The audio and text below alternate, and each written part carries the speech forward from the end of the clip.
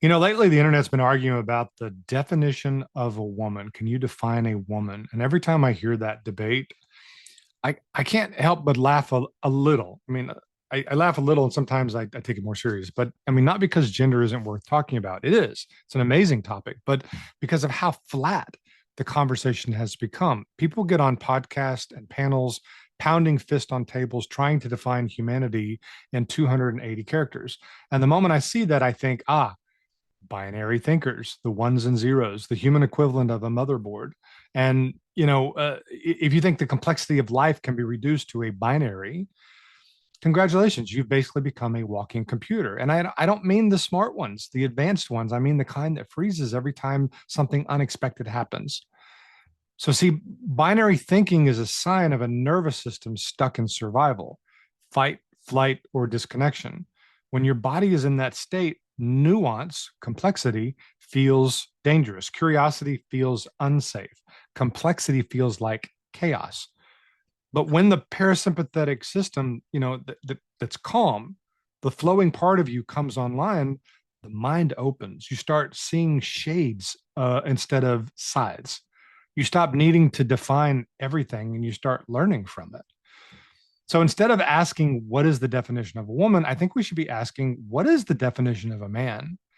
Not because one question cancels out the other, but because the world desperately needs men who can think beyond the binary, men who can hold paradox, complexity, men who can be both grounded and tender, firm and flexible, men who understand that masculinity has an over and an under.